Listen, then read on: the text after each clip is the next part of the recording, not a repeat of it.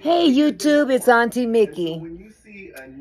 Oh my God, my heart is racing, racing, racing.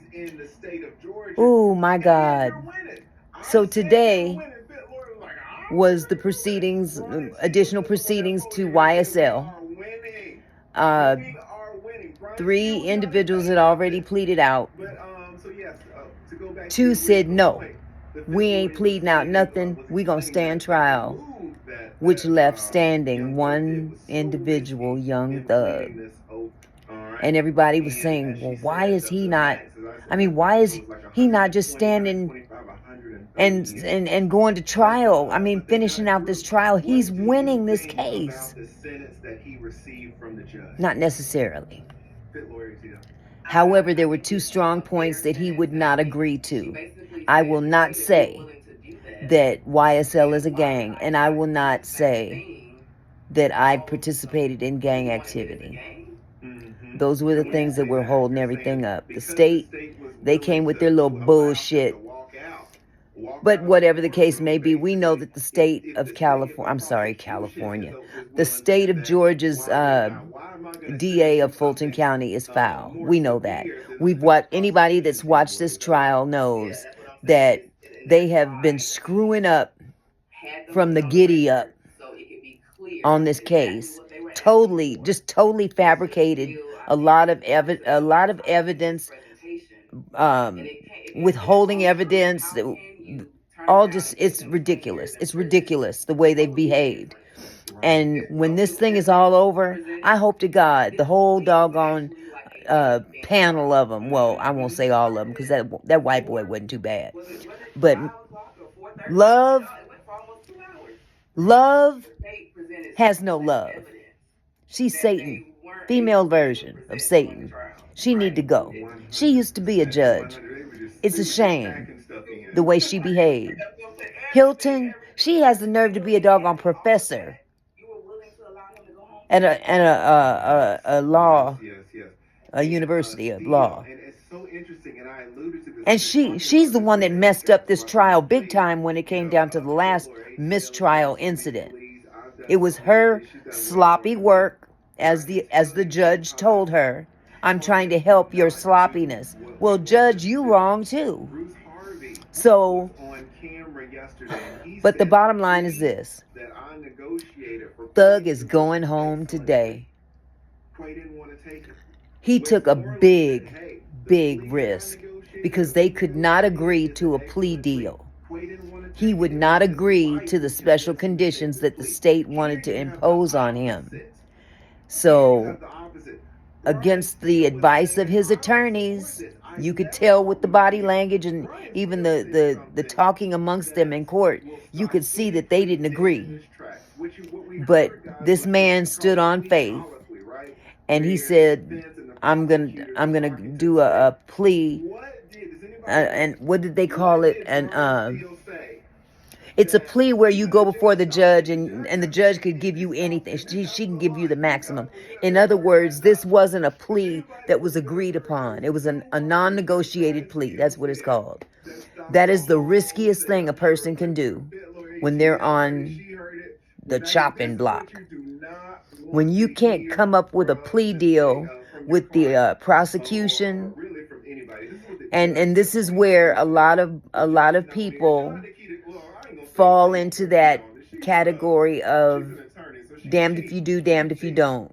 A lot of people can't afford to fight their innocence.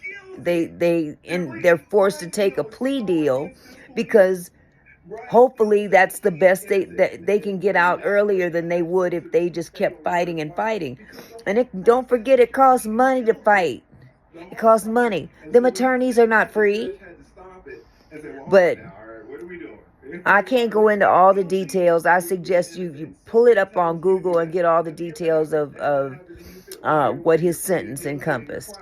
This judge was very, I would say, lenient compared to the state. Because bottom line is that Young Thug is better out there on the streets to help with his status, his notoriety. He can use that pull to young people better than sitting in a prison cell helping nobody. So I'm sure Thug done learned some lessons. You can't take everybody up with you. This is a cautionary tale for all of those who have made it or are trying to make it. Sometimes you got to dismiss those. People can be a season. You can have people in your life that you cool with for now, but when God starts elevating you, sometimes you got to leave the nonsense behind. No shade, don't mean I don't love you, but I'm going somewhere that I can't take you with me. Some people got to make it on their own. You can't take everybody with you. Now, Thug has helped a lot of people in what he does. He's helped a lot of people. He's given millions of dollars to homeless families and millions of dollars to breast cancer research, which they didn't talk about all that in the trial, did they? No, all they talked about is what everybody else did, and Thug is the one that is just sitting there every day, and they ain't said nothing about what he's done. However, he was guilty of some things. Yes, he was guilty of possession of a machine gun when they came to arrest him. He was guilty of possession of drugs when they came to arrest him. All that other yip yap before they came and arrested him,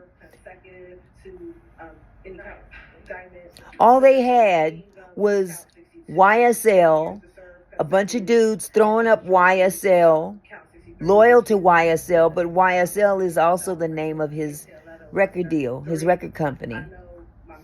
Now, some may agree, some may disagree that YSL is not a gang. But you can't control everybody's mind. Now, in his mind, it's a record company. The people that he brought up, they looking at it in a gang level. He can't control their heads, but he does try to help people. I'm not trying to make him out as a saint, but there's a lot of young brothers out there that go down because they don't have the means to fight. I'm just happy that this brother's going home. I'm so happy. He's going home to his family, his kids. Yes, he's going to have a whole lot of probation. And like I said, if you want to know the details of his sentence, go look it up on YouTube, because I'm going to go get me something to eat now. I've been sitting here shaking my leg for the last 30, 45 minutes trying to come to a conclusion with all this. So it's back on again. It might be that somebody's decided to take a plea deal now. They've changed their mind. I don't know. Something's going on right now. But I got to stop this tape and see what's going on. I might come back. You never know. However, you guys have a good evening. Glad to see this brother going home. Peace.